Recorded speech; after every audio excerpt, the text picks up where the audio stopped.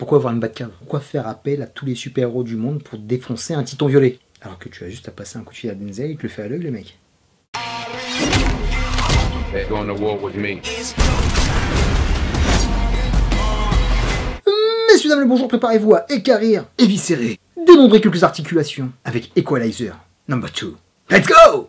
Alors quand j'ai vu que la suite de Equalizer, que j'avais fortement apprécié en 2014, débarquait sur nos écrans en août 2018, je le sentais pas beaucoup. Sorti un petit peu anonyme, avec un tas de films pendant le mois d'août, je me suis dit que ça allait pas être terrible.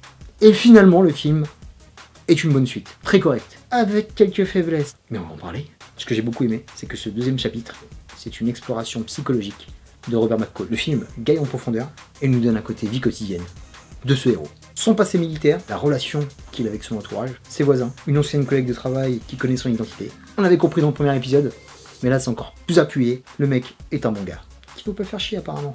Et entre deux cours Hubert et quelques lectures, c'est bien de dire, il est prêt à donner un coup de patte pour rendre la justice auprès des opprimés les plus démunis. Good guy! Antoine Fuqua remplit la réalisation. Au niveau action, c'est toujours une très bonne réal. Avec lui, je suis toujours pris entre deux feux. J'apprécie ce réalisateur, mais je ne suis pas un grand fan. Parce qu'il a des performances irrégulières. J'ai kiffé l'île de Brooklyn, Training Day, La rage au ventre, mais par contre ça tourne en Antoine Trajet Fuqua de temps en temps, il faut l'avouer, avec les 7 mercenaires ou les larmes du soleil. Donc monsieur est toujours en dents de scie, et c'est vraiment dommage, parce que c'est un mec qui maîtrise l'action comme il y en a peu sur Hollywood. Surtout qu'on lui met en scène Denzel. C'est un très bon mariage. Et là nous allons passer directement en bémol zone, parce que ce film souffre de quelques longueurs, et peut-être aussi d'un mauvais montage, qui donne un rythme saccadé. Là où je suis un peu désemparé, c'est qu'on a eu beaucoup de scènes d'exposition de Robert McCall, alors qu'on le connaissait du premier, qui n'avait pas lieu d'être. En fait, il y a des scènes qui ne sont pas reliées directement à l'intrigue principale, qui sont là pour nous faire plaisir. Comme tout fan de cinéma, on aime voir Denzel démonter des gueules, il le fait avec une classe bien à lui, mais ça on connaissait du premier. Le rajouter, est-ce que c'était nécessaire? Je ne crois pas. On en a une, je veux bien au départ, qui est très belle, la scène dans le train est magnifique. On en a une deuxième, ok, parce qu'il démonte certaines personnes que je déteste, voire une troisième, je pense que c'est un peu BZF. Et c'est là le principal grief, c'est qu'on est pris entre deux dynamiques. La dynamique du justicier, le justicier dans la ville, qui s'élit dans Chicago, et d'un autre côté, le passé militaire, qui est pour moi la trame principale, qui se rajoute. Et les deux sont très mal liés. Même si le film est agréable et passe tranquillement, ça donne un peu de confusion. Et s'ils avaient fait une petite galipette scénaristique pour que tout soit lié, le film aurait été canon. Comme le premier, où il y avait un bon rythme. Donc mon pote Fuqua, Denzelito, c'est un peu moyen quand même les gars. Et c'est très frustrant, parce que les scènes d'action sont mortelles. Ça découpe, pied-point, arme blanche, tout ce que je kiffe. Tu nous rajoutes à ça la magnifique scène qu'il y a dans la bagnole, mais c'est tout le temps des petits flashs de baston pour nous donner une longueur où on pose le personnage qui gagne vraiment en profondeur. Mais vraiment on a capté qui il était quoi. Même si c'est très touchant, hein. Voir un mec qui agit comme ça autour de sa communauté, qui essaie de faire le bien autour de lui, malgré toutes les merdes qu'il a vécues, c'est cool. Mais c'est vachement appuyé.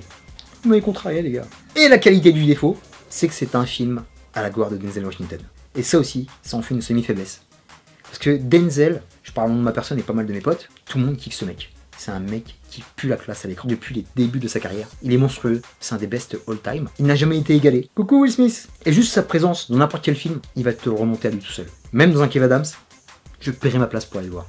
Sa démarche, son rictus, sa petite mine déconfite. Et quand il tâtonne, c'est demi-molle. C'est une machine de guerre. Lui et son pote sont à la production. Pourquoi vous ne lui donnez pas d'antagonisme fort? Pourquoi vous ne lui donnez pas des adversaires de valeur? Dans ce film-là, plus que le premier, il n'a aucune difficulté à mener ses missions. Il n'est jamais inquiété. Peut-être une fois, la tension a un petit peu monté, mais le problème, c'est qu'il a trop vite réglé l'affaire. Et c'est dommage. Il faut mettre des bad guys en face qui envoient du rêve. Et là, ça apporterait à cette franchise. Parce que je pense qu'il va peut-être avoir des suites. Ce serait vraiment cool. Parce que Denzelinho, c'est du poids lourd. Il écrase tout sur son passage. Il bouffe l'écran. Donc pour exister autour de lui, c'est très difficile. Et malheureusement, il y a trop d'acteurs de seconde zone qui n'existent pas. Bon, Pascal, très sympa. Mais tout de suite, tu enlèves sa moustache, le mec perd en charisme. Melissa Leo est une grande routière des séries et des films. Très cool de la voir. Mais ça suffit pas. Hippelman, le mec est quasi à la retraite. Le petit arc de Orson Bean, très mignon, mais sincèrement, rajouté. Et ça aussi, c'était pas nécessaire. Et le seul qui tient un petit peu la couverture à lui, et qui est prometteur, c'est Ashton Saunders. On va dire qu'il joue à peu près le même rôle qu'il a dans Moonlight. Très très bonne osmose avec Denzel Washington. Il y a un rôle de père-fils, de guide spirituel qui s'installe entre les deux, qui est très beau.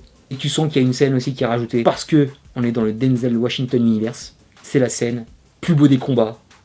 C'est la scène Hurricane Carter. C'est la scène classique où monsieur te met un coup de pression monumental. Dans le project, quand il y a un embrouille avec le gang, tu sens que la Denzel s'est fait plaisir. Il a lâché un speech qu'on verra sûrement en vidéo YouTube bientôt. Ce sera un speech de motivation. Et même si c'est très bien, tu te demandes pourquoi l'avoir fait. Est-ce que ça avait sa place là? Est-ce que juste un petit regard pour mettre un coup de CP aux jeunes, ça l'aurait fait tout autant? Là, monsieur voulait poser son discours. That I only get to do it once. T'as le droit de te faire plaisir, t'es Denzel. Mais c'est un film d'action, bordel. Donc on a affaire à un mauvais dosage qui me donne une semi-déception. On a fait le tour, mon pote. Pour conclure sur Equalizer, je t'encourage tout de même à aller le voir, parce qu'on passe un bon moment. Et c'est Denzel, faut se faire plaisir. Je pense qu'avec là, il se fera peut-être rare au ciné. Antoine, Denzel, donnez-moi un 3, avec beaucoup plus d'ambition, les gars, s'il vous plaît. Pas nous faire un film d'action, drame, un peu feel good, pour qu'on ait une petite larmichette. Le passé est exploré. Maintenant, donnez-nous une vraie mission de vigilante ou de militaire pour monsieur Robert McCall. Il le mérite. Malgré tout ça, on a quand même de bonnes scènes d'action avec beaucoup de tension, un réel plaisir à voir Denzel démonter des gueules comme il sait le faire, une très belle violence graphique, ça fait mal, un héros solitaire attachant, avec des bonnes valeurs, quelques beaux élans philosophiques et de partage, un vigilante movie efficace et qui fait du bien. Terminus pour Equalizer numéro 2, je te dis à très bientôt pour de prochaines vidéos.